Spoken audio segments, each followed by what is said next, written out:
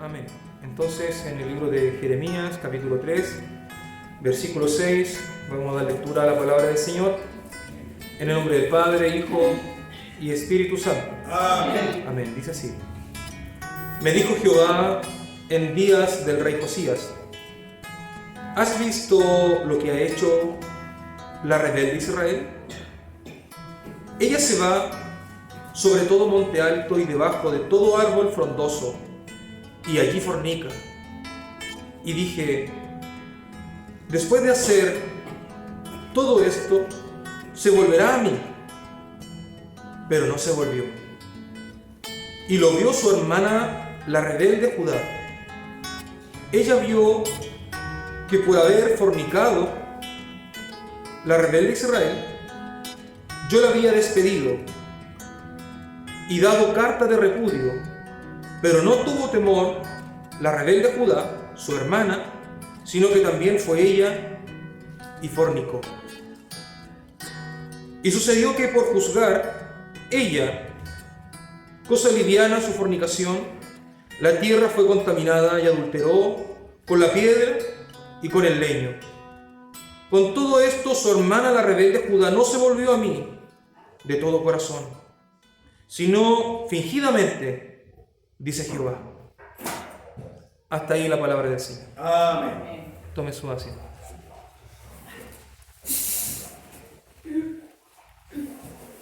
Estamos haciendo la continuación sobre de qué manera la verdad de la palabra del Señor se fue extraviando, cómo la cordura y la conciencia del pueblo de Dios se fue perdiendo, y empezamos a ver las primeras consecuencias.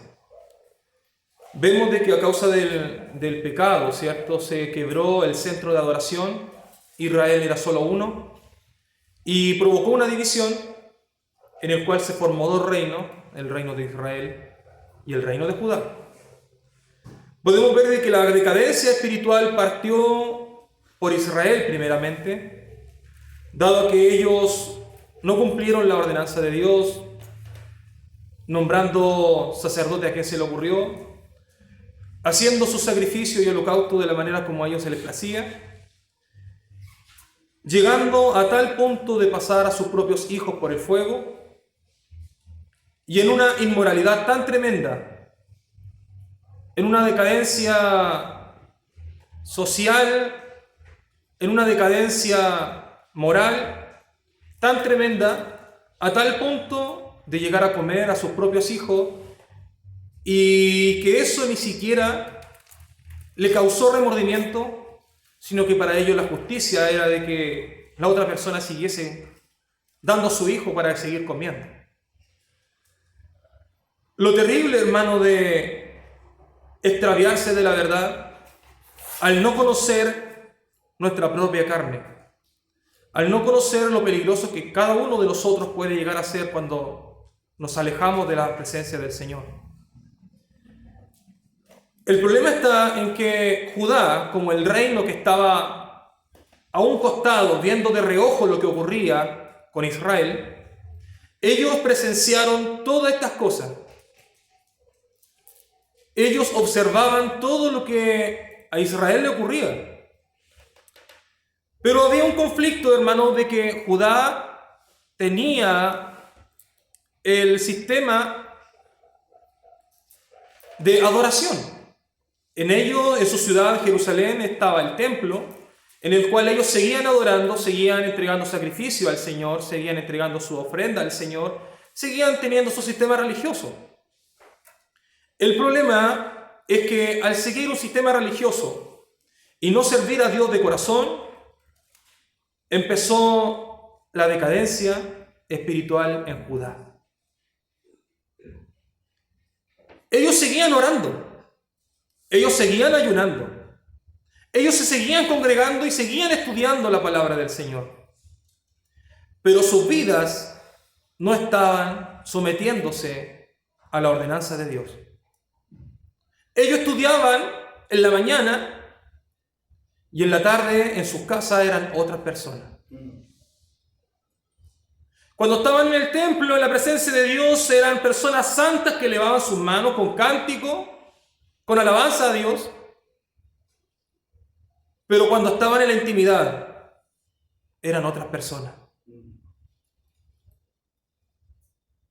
Cuando estaban dentro de la congregación, tal vez tenían mucha labia, mucha conocimiento, forma de expresarse, tal vez de una forma tan inteligente, de desarrollarse ante la congregación.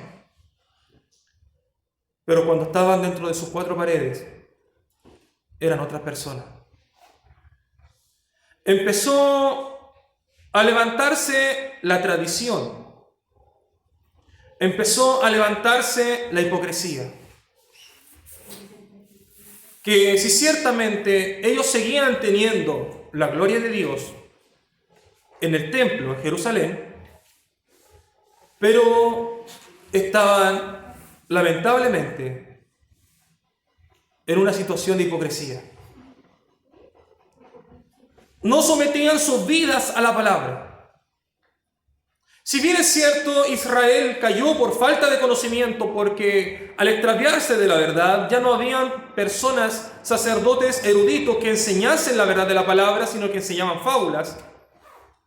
En cambio, Judá sí tenía a verdaderos enseñadores. Ellos tal vez decían: yo tengo buena doctrina, yo tengo sana doctrina. No soy como Israel, que Israel no tiene personas sabias que puedan enseñar palabra de Dios. En cambio, yo sí tengo enseñanza, tengo la oración, yo tengo los sacrificios, yo tengo el ayuno. Y por eso tengo la salvación. Ellos empezaron a confiar en sus sacramentos, en su forma de servir a Dios, en vez de someter sus vidas a la palabra de Dios. Y llegó palabra de Dios a Judá por medio del profeta Jeremías. Esto, hermano, fue tremendo. Tremendo. Habla y le dice: ¿has visto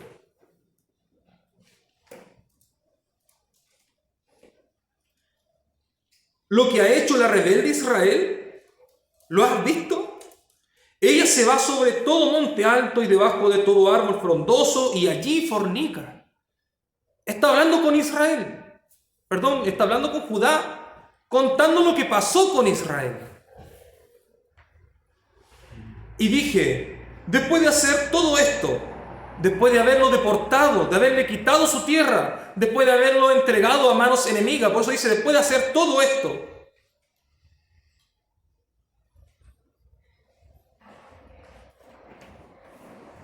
se volverá a mí, pero no se volvió. Y lo vio su hermana, la rebelde Judá. Ella vio que por haber fornicado a la rebelde Israel, yo la había despedido y dado carta de repudio. Pero no tuvo temor la rebelde Judá, su hermana, sino que también fue ella y fornicó. Las palabras son fuertes. ¿A qué se está refiriendo esto, hermano? El Señor le estaba diciendo y mostrando: ¿has visto lo que pasó con Israel y las consecuencias de lo que a Israel le ocurrió? ¿Estás tomando conciencia por qué yo la despedí y le di carta de repudio y la deseché? Aquí, hermano, podemos ver de que el Señor desechó a su pueblo. Le dio carta de divorcio. Israel, cuando fue deportada, dice de que nunca más ninguno de ellos volvieron a ocupar su tierra. Nadie. En cambio, la profecía para Judá fue distinta. Porque allí le dijo el Señor de que iba a tener misericordia de Judá y que nunca iba a faltar un rey que se siente en el trono. dando una promesa de que iba a haber alguien que se iba a sentar en el trono para siempre, descendiente de David, de la tribu de Judá. Israel perdió todo y ninguna de las otras tribus hasta el día de hoy volvió a reunirse. 10 tribus fueron desterradas y hasta el día de hoy, dice la palabra del Señor, que están dispersas. La tribu de Efraín, dispersos. No hay quien se pueda contar de la tribu de Efraín. Y del resto de las 10 tribus, nadie. El Señor se divorció de este pueblo. Lo desechó por fornicar, por tener en práctica cosas aberrantes las cuales el Señor nunca había mandado. Si usted sigue leyendo el capítulo y dice, pero te das cuenta cómo a sus hijos mediante caminan en el campo, el niño carga los maderos y el padre le va enseñando cómo hacer sacrificio para dioses paganos. En vez de adorarme a mí, que yo los saqué de la tierra de Egipto, en vez de adorarme a mí, que yo los he guardado y he tenido misericordia de ellos, sino que no. Hacen todo esto para otra persona. Ellos me están siendo infiel. Ellos no quieren mi compañía como su esposo. Ellos aman a otro. No me quieren a mí como su esposo. Israel y Judá han fornicado. Me desecharon a mí por Dios, pero yo a ellos no lo he desechado por pueblo. Y le habla a Judá y le dice de que si no se arrepiente, si no tiene temor y si no tiene sabiduría al mirar lo que ocurrió con Israel, a ellos mismos le va a ocurrir. ¿Sabe lo que acontece con nosotros, hermano? Que cuando se predica una palabra o se enseña palabra del Señor, tenemos una facilidad de poder entender la palabra del Señor y siempre culpar al hermano, ¿cierto? Decir, y lo que está diciendo el predicador justamente es para mi papá, justamente es para mi hijo, como es, Señor, justamente era para mi hermano, Señor, tremendo, justamente era para mi sobrino, era para acá y era para allá. Pero aquí la palabra del Señor no está diciendo esto, está diciendo, ¿estás tomando conciencia tú de lo que ocurrió con la otra persona? Porque si no te arrepientes, voy a hacer lo mismo que hice con ellos. No está haciéndote a ti a que tú juzgues a la otra persona. Sí, es verdad, porque la otra persona hace esto y esto y esto y esto otro. Sino que lo que te está diciendo el Señor, toma conciencia tú. Entiende que en ti haya juicio y comprendas lo que le ocurrió a la otra persona por no servir a Dios, lo que un día Dios va a hacer si no te arrepientes. Regularmente uno viene a la iglesia y dice, sí, pero mi esposo tiene que cambiar primero. Mi hijo es el que tiene que cambiar primero. No, es que mi hermano, mi hermana tiene que cambiar primero. Pero la palabra del Señor nunca parte por personas ajenas. La palabra de Dios parte por tu corazón. Parte por ti. Cuando el Señor me llamó, yo dije, tremendo Señor lo que me está enseñando, cuántos errores que los predicadores enseñan. Este predicador acá enseña esto, este predicador acá enseña esto otro, y de repente, hermano, siento la amonestación de Dios y dice, no, ¿por qué culpar a los demás? ¿No te han mirado tu vida? Y sentí un estremecer fuerte. Cuando empecé a enfocarme en mi vida y me acerqué a mi esposa y le dije, ¿tú serías tan sincera de decirme todo lo malo que he hecho? ¿Y cómo he sido? Mi esposa me dijo, no, porque te vas a enojar. Con eso me dejó claro, hermano, de que mi vida no estaba siendo sometida a la palabra del Señor. Yo quería de que todos los demás se sometieran a la palabra del Señor, pero mi vida nunca. Mi vida no, porque mi vida estaba bien, porque yo me encontraba de una forma espiritual bien, que el Señor me estaba dando discernimiento para escudriñar la vida de todos los demás. Pero ¿qué pasó conmigo? La palabra de Dios parte por ti. Amén. Parte por casa. Amén. Tú, para que prediques el Evangelio, tiene que partir por tu casa, por ti, por tu vida. De lo contrario, hermano, estamos viviendo una vida de hipocresía y es lo que más a Dios le aborrece. Fíjese que Judá tenía estudio. Judá tenía el templo de Dios y la gloria de Dios allí. Judá, hermano, tenía el centro de adoración.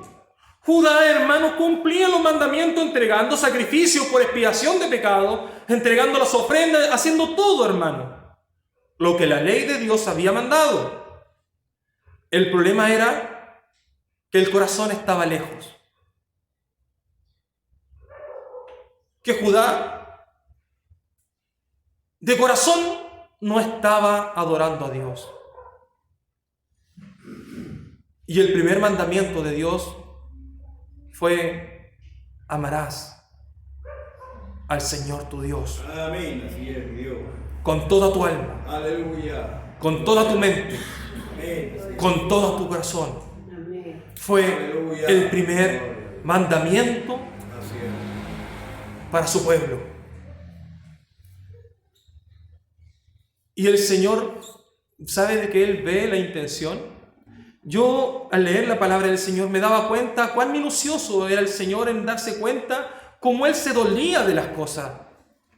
Ciertamente un hombre, hermano, es un poco insensible en algunas cosas. Las mujeres tienen una capacidad más sensible para demostrar el cariño. Por ser mi esposa, cuando prepara algo, ella sabe qué prepararme porque a mí me gusta. Ella no lo hizo al azar, sino que ella lo hizo específicamente porque a mí me gusta.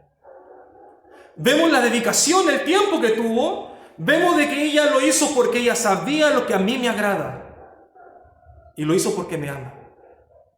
Lo hizo, hermano, lo preparó con tanto cariño para complacerme. Para cuando yo degustase ese platillo, quedase con un paladar tan satisfecho. Así lo hace una mujer, yo creo que con las personas que quiere o con sus hijos. Asimismo, Dios se manifestó en esos detalles, pero Israel no fue capaz de darse cuenta las demostraciones de amor que Dios tenía con su pueblo. Muchas veces nosotros los hombres somos toscos y no nos damos cuenta de la demostración de cariño de nuestras esposas. Y peor aún, cuando no nos damos cuenta de la manifestación del Señor en nuestras vidas. Aleluya. Cuando Él se manifiesta con amor. Aleluya. Cuando Él se manifiesta, hermano, Amén. llenando tu vida, Amén. tocando tu corazón. Aleluya. Nosotros muchas veces estamos desconformes y queremos más y más cosas. Lo que más nos conforma a nosotros son cosas materiales. Regularmente, hermano, que no deja de estar en la idolatría, lo que más nos complace a nosotros es el dinero, la salud y el amor. Teniendo esas tres cosas para nosotros feliz. Pero el Señor vino a entregar salvación. Cosa de que para una persona que lo único interés que tiene es al dinero, para una persona que lo único interés que quiere es su realización propia, ser feliz en este mundo, la salvación pasa de lado. Lo único que quiere es una vida sin problemas. Lo único que quiero es ser feliz en este mundo, tener el amor y el cariño de todas las personas, que todos me amen a mí, porque esa es la intención del amor, que todos me amen a mí. No estamos hablando de yo amar a otras personas, sino que a mí. Egocéntrico. Despreciaron a un Dios. Y mire, la tradición en cierto punto no es mala. Es buena. El problema está cuando te apartas de lo esencial que es Dios. Así es. Cuando Dios no está en el centro de todo lo que tú estás haciendo. ¿Por qué estás sacrificando un animal? ¿Por qué? Hermano, dice la palabra del Señor de que estamos en un culto racional. Estamos en algo que tenemos que saber lo que estamos haciendo, saber lo que a Dios le agrada. Hermano, una hermana muy contenta me dijo: mire, hermano Samuelito, le traje esta fruta porque yo sé que a usted le gusta. Uno ve el detalle, porque sabe mi gusto. Ella vio y dijo: ¿sabe qué? Yo conozco que a usted le gusta esto, tome, se lo regalo. Uno ve contento, hermano, cómo el Señor toca a las personas para complacer a su prójimo. Y es lo mismo nosotros, hermanos, que sabiendo lo que a Dios le agrada, no somos capaces de entregarle una ofrenda grata y agradable al Señor. Aleluya. Gloria a Dios. Señor. El Señor teniendo su ley, el Señor teniendo su estatuto, dejando claro lo que a Él le gusta. Podemos ver de que el pueblo de Dios, que tenía su centro de adoración, empezó a olvidarse de Dios. Y no tan solo olvidarse, sino que después prácticamente no conocían a su Dios. Aleluya. El pueblo de Judá, teniendo todas sus tradiciones, pero recuerden de que se extraviaron los escritos. Se extraviaron los escritos. Ellos seguían con sus tradiciones, pero los escritos estaban extraviados. Ellos seguían con su enseñanza. Lo que mi padre me dijo, lo que mi abuelo me dijo, lo que mi bisabuelo me dijo, pero no era algo directo de la palabra de Dios. ¿Sabe de que cuando el Evangelio va de boca en boca y te aparta de la escritura real, el Evangelio se empieza a desvirtuar, el mensaje empieza a confundirse? Una vez, hermano, hicimos una práctica, hermano, con didáctica. ¿Qué es lo que hicimos? Juntaron una fila de personas, en el cual el que estaba aquí delante le dio un mensaje en el oído a una persona, y él que estaba delante tenía que hacer correr la bolsa hacia atrás. Fueron como una cadena. Él se le corrió aquí, este le habló al del otro, así se fue. Cuando llegó el final, como después de 30 personas, dijo: ¿cuál fue el mensaje? Y el mensaje, hermano, era completamente distinto. Ni siquiera se parecía al original. Y eso cautivó mi mente, cómo al no leer uno directamente lo que estaba escrito, pero el mensaje, palabra por palabra, de persona a persona, se fue extraviando. Se fue extraviando. Y se fueron enseñando malas costumbres. Y esto aconteció, hermano, una vez que nosotros hicimos también un evento de jóvenes en este lugar, si se recuerda a mi esposa, hicimos la misma práctica. Y nombramos detalles. Si no me recuerdo bien, pero dimos detalles como la manzana de color rojo. Empezamos a dar detalles así. Resulta de que cuando llegó al final de la última persona, ya no era una manzana de color rojo, sino que ya era una pera oscura. Cambió tanto el mensaje. ¿Por qué? Porque nadie fue a la fuente base, que son los escritos. Así es la tradición, hermano. Cuando se sigue algo por tradición y no cerciorándose de la palabra del Señor, vamos a ir errados.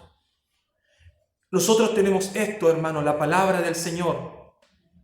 Y el Señor hizo algo tremendo.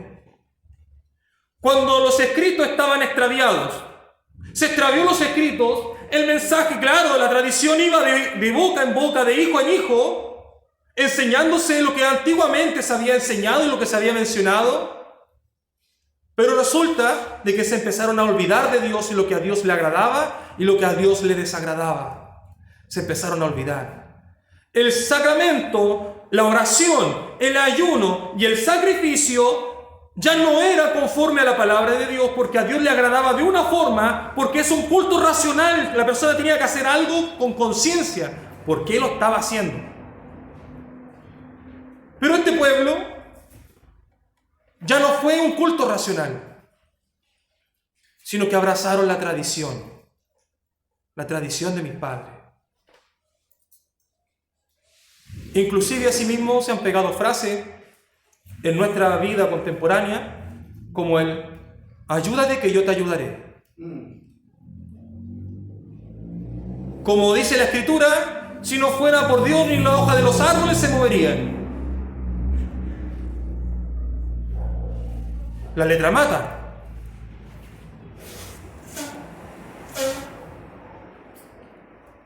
Y así empezamos, ocupando frases que no son bíblicas, ocupando frases las cuales no están en la Escritura. Empezamos a torcer y a desconocer lo que Dios estableció en su libro. Hermanos, cuando se encontraron los escritos, fue algo tremendo. El rey se dio cuenta en todos los pecados que Judá había caído. Y con temor, hermano, fue a preguntarle a un profeta si era demasiado tarde para que el Señor no destruyese al pueblo, porque estaba dándose cuenta de que el pueblo iba a ser destruido con todo lo que habían hecho. Porque se dio cuenta cuando leyó los escritos, fue algo tremendo. Yo me hubiera gustado ver la cara de ese rey, hermano, porque quedó tan perplejo. Mandó a buscar profeta de Jehová. Y el profeta, ¿sabe lo que dijo? Ciertamente, ya es tarde, rey. La mano de Dios viene sobre Judá. Todo su pecado que hicieron llegó hasta mi trono. Rey, ya es tarde. La mano de Dios está sobre Judá. El rey dijo, pero Señor, no va a haber un poco de misericordia. Porque tú tuviste temor y preguntaste por lo escrito y quisiste someterte a lo que estaba escrito. Tendré misericordia de ti y habrá paz en tu reino. Pero después de ti vendrá la destrucción, porque mi pueblo de labios me honra. Aleluya. Santo es el nombre del Señor. Gloria a Dios.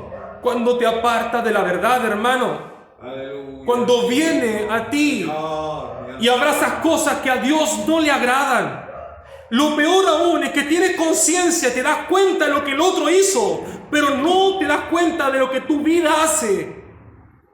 Cuando tienes tanta conciencia y tal juicio en poder entender de lo que tu hermano el prójimo hizo, pero no escudriñar tu vida de los pecados que hay en ti. Fue lo que el Señor un día dijo. ¿Por qué juzgáis? ¿Por qué no miras la viga que está en tu ojo?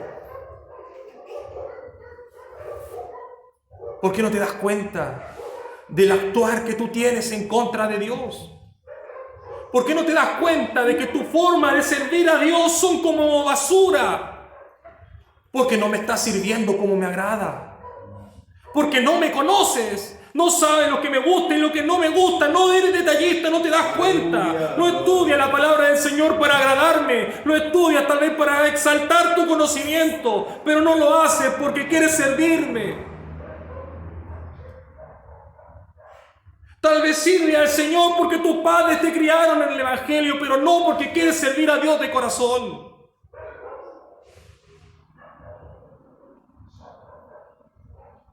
Cuando quieres servir a Dios de corazón, no lo haces por tradición, no lo haces porque te enseñaron, porque así te criaron, lo haces porque amas a Dios con todo tu corazón.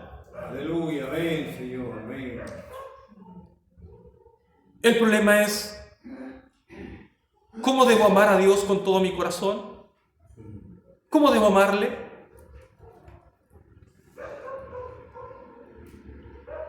Una persona dijo, ¿cómo puedo conocer a Dios?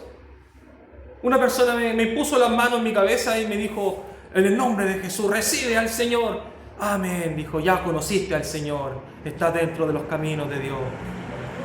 Por una oración, hermano, no se recibe al Señor. Por una oración no se conoce a Dios. Dice de que el pueblo conoce a Dios al escudriñar su palabra, al darse cuenta de lo que a Dios le agrada y lo que a Dios le desagrada. La gente no conoce a Dios porque el Padre se lo enseñó. La gente conoce a Dios cuando se da cuenta es racional. Te das cuenta de lo que a Dios le agrada y lo que a Dios no le gusta. El Señor dijo que Él ama a todos, pero aborrece el pecado. ¿Eso dijo Dios? ¿Cómo la tradición ha incluido esto? El Señor ama al pecador, pero aborrece el pecado. ¿Cómo la tradición ha incluido esta frase dentro de las iglesias? En el libro de Salmos, capítulo 2, dice: yo odio, detesto, aborrezco al impío y estoy enojado en contra de él todos los días. No dice: lo amo al impío, pero aborrezco el pecado. No dice eso. No es separando el pecado con la persona. Dice: yo aborrezco al pecador, al que hace el pecado. Y estoy enojado con él todos los días. No hay día que Dios no esté molesto con aquel que hace pecado deliberadamente. Tal fue ese enojo que Dios tenía. Tal fue ese aborrecimiento que Dios tenía contra el impío, que alguien tuvo que pagar su culpa. Alguien tuvo que pagar ese enojo. Alguien tuvo que pagar ese aborrecimiento que Dios tenía hacia el impío. Y si no hubiese sido por Cristo, quien pagó nuestra culpa, estaríamos perdidos, hermano. Estaríamos perdidos. Porque la ira de Dios se levanta y está todos los días contra aquel que hace pecado. Pero ¿sabe qué?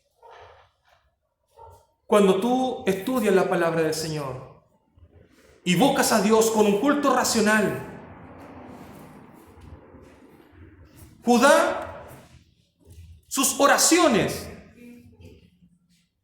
eran mera palabrería. Todas sus oraciones eran mera palabrería. Hablaban de Dios, lo mencionaban sus oraciones, tal vez gritaban con tal fuerza y con tal voz, y el Señor dijo: no oiré su clamor. Tal vez los sacrificios que el Señor dijo de que eran perfume agradable a su presencia. Pero Judá no entendió el sentido del sacrificio. Pensó de que a Dios simplemente le gustaban los animales muertos, desangrados, y a Dios le agradaba eso. ¿Pero sabe cuál era la intención de un animal muerto? ¿Alguien tiene alguna mascota regalona? Si el Señor le dijera: por tu pecado tienes que degollar al animal que más amas, ¿cómo te sentirías? Es un acto cruel, ¿cierto? Degollar un animal que tú amas por la culpa tuya, siendo que el animal no tenía nada que ver allí. El Señor dijo: así es el pecado. Alguien va a tener que morir que ni siquiera tuvo culpa. El sistema sacrificial del Señor fue claro. Inclusive cuando el hombre estaba en el huerto del Edén, el hombre se encontró que estaba desnudo, y me va a creer que lo que hizo el Señor para vestirlo, lo cubrió con pieles. ¿Y de dónde el Señor sacó pieles? Alguien tuvo que morir para tapar la vergüenza del hombre, hermano. Eso mismo el Señor estableció. Así de cruel es el pecado. La paga del pecado es la muerte, para que el hombre entrara en conciencia lo cruel que era degollar un animal por causa del pecado. Prácticamente para que el hombre entrara en conciencia, para que tuviese cuidado de no hacerlo. Pero de esto no lo entendieron nunca, no comprendieron este detalle. ¿Saben lo que hicieron? Hicieron un criadero de animales para los sacrificios, porque a Dios le gustaban los animales degollados. Eso enseñó la tradición, eso era nuestra costumbre, y así lo vamos a hacer. ¿Y qué dijo el Señor? Sus sacrificios me son desagradables. Estoy hastiado. Y a veces nosotros confiamos tanto en nuestros sacramentos, a veces nosotros confiamos tanto en la oración, a veces nosotros confiamos tanto, hermano, en el ayuno, nosotros confiamos tanto tal vez en los sacrificios, tal vez de forzar nuestra carne a venir a la presencia del Señor, pero me va a creer de que si no lo haces con un culto racional, dándote cuenta de lo que a Dios le agrada y lo que a Dios no le agrada, todos tus actos sacramentales son una basura. El apóstol Pablo dijo algo tremendo. Yo era circuncidado al 8º día, fariseo de fariseo, enseñado a los pies de Gamaliel. Pero todo esto, lo tengo por basura. Soy de la tribu de Benjamín. Soy sangre real. De una tribu real. Soy del linaje de Dios, escogido por Dios. Pero todo esto lo tengo por basura. Porque cuando entiendes, hermano, el culto racional, ¿por qué estamos aquí? Lo haces humillado con arrepentimiento. El problema, hermano, es que si tu mente no está dedicada a escudriñar tu vida, estás mal. Lo peor que puedes ser o hacer es una persona irreflexiva, una persona que no escudriñe, no analice sus actos, no analice sus pensamientos, no analice su forma de actuar. Si tú eres alguien irreflexivo, de que si hay alguien te dice, hermano, ¿sabes que estás equivocado? ¿Qué te importa a ti? Si estás haciendo esto, estás mal. Estás mal. Lo peor que puede ser una persona irreflexiva que no tome conciencia de lo que está ocurriendo a tu alrededor. Que Dios tenga misericordia de nosotros. Amén. Hermano, todo lo que nosotros estamos haciendo, todos nuestros sacramentos que hacemos, la oración es un sacramento, es algo sagrado. La oración, el ayuno, hermano, ya no hay sacrificio de animales, pero hoy en día sacrificamos nuestra carne para estar en este lugar. Hermano, el cansancio, la angustia, lo que sea, hermano, muchas veces lo dejamos de lado para estar en la presencia de Dios. ¿Y sabe para qué? No porque tú pienses de que venir aquí te va a hacer salvo, sino que cuando tú conoces a Dios por la Escritura que te enseñan en este lugar, Él va a ser lo que te va a hacer salvo. Conociendo a Dios te va a hacer salvo. Lo que a Dios le agrada y lo que a Dios le desagrada, eso te va a hacer salvo. Los fariseos hacían largas oraciones. Hoy en día enseñan del poder de la oración. No, si tú oras, el Señor lo va a hacer. Si tú oras aquí, el Señor lo va a hacer. En la oración hay poder. En cierto punto, sí, es verdad. En la oración hay poder. Pero el poder está mayormente en aquel que escucha tu oración,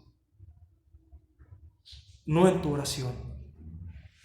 El poder está en aquel que quiere oír tu oración. ¿En la oración entonces mala? No, es algo bueno. Pero cuando ores, exalta a quien tiene el poder de escucharte en lo secreto. No de que el Señor lo va a hacer porque tú oraste, entonces el Señor lo va a hacer. Porque está obligado, pensando de que tal vez por medio de la oración podemos manipular al Señor. El Señor es soberano. Él es un rey de reyes.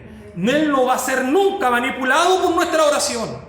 Dice todo lo que pidáis, pero conforme a su voluntad. Ten cuidado. Muchas veces caemos en un error. El ayuno, antiguamente, ¿por qué se ayunaba? El ayuno fue un reflejo de la angustia y de la pena. Cuando una persona tenía mucha pena por medio de un sufrimiento, por medio de una angustia, una pérdida, una muerte, el hombre ayunaba. Podemos ver de que el rey David, cuando estaba su hijo enfermo, este hombre ayunó para ver si su hijo era restaurado. Y eso muchas veces nosotros mismos ocupamos el ayuno para que el Señor responda nuestras súplicas. Pero el Señor no es manipulado por un ayuno. El rey David ayunó y su hijo vivió. Murió. Porque el Señor no está obligado a responder. Él es soberano. Si Él quiere, responde. Si Él quiere, se digna a responder tu oración. Si Él quiere, se digna a ver tu ayuno. Pero a veces nosotros hacemos ayuno como para manipular al Señor. Voy a hacer un ayuno para que el Señor responda lo que yo quiero, para que el Señor responda lo que yo quiero. En cambio, si tú haces un ayuno para decir, Señor, haré un ayuno por mi sufrimiento, pero hágase tu voluntad. ¿Cómo es entonces el ayuno? ¿Cómo es el sacramento ahora? Cuando es algo racional, porque ahora conoces a Dios, el sacramento pasa a ser de una forma distinta, no manipulable. El Señor no puede ser tentado. A veces nosotros queremos tentar a Dios por nuestra oración, queremos tentar a Dios por nuestro ayuno, queremos tentar a Dios por nuestro esfuerzo que nosotros hacemos. Señor, yo te voy a servir todos los días de mi vida, pero si tú me cumples este propósito. ¿Qué es lo que estás haciendo? ¿Estás buscando tentar a Dios? ¿O sirves a Dios porque le amas? Así el pueblo de Israel ensució su sacramento para tentar a Dios, manipularle. ¿Y sabe lo que ocurrió en el día de la destrucción del templo? El profeta Jeremías se lo anunció y dijo: no digáis, templo de Dios, templo de Dios. Porque ellos ocupaban el templo como amuleto, pensando de que Dios nunca lo iba a desechar porque la gloria de Dios estaba allí. Se sintieron tan seguros de no ser nunca más destruidos porque la gloria de Dios estaba allí. Pero a causa del pecado, el Señor retiró su gloria. Y todos aquellos que dijeron templo de Dios, murieron allí. A veces, hermanos, nosotros pensamos de que nuestros sacramentos van a ser lo que nos van a llevar a ser salvos. Pero no, hermano. Quien salva es Cristo. Es Cristo. No vas a ser salvo por tu oración. Vas a ser salvo por Cristo y por quien oye tu oración. No vas a ser salvo por tu esfuerzo. Vas a ser salvo por Cristo y por quien te da la fuerza para esforzarte. No vas a ser salvo por estudiar la palabra de Dios. Vas a ser salvo por quien te dio la inteligencia para que pudieses comprender lo que aquí está escrito. Hermanos, no son tus capacidades, no son tus habilidades, no es tu inteligencia, sino que es Dios quien te da todas las cosas. Amén. La palabra de Dios nunca va a ser comprendida por mente humana. Hay personas que dicen: yo he leído la Escritura de tapa a tapa. Y una persona respondió a la otra y le dijo: ¿la he leído toda la Escritura? Sí, la he leído toda. Entonces arrepiéntase y someta su vida a la Escritura, le dijo una persona. Porque te vive otra cosa. ¿Qué podemos decir nosotros, hermanos? Sí, podemos decir que hemos leído la Escritura, y eso es una gran verdad. Arrepintámonos, hermano. De lo contrario, la destrucción viene.